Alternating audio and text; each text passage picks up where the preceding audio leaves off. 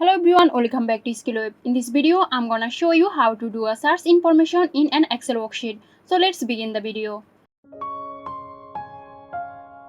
So first open your Excel worksheet containing the data you want to search. Now in the top right corner, click on Find and select. Then go for Find.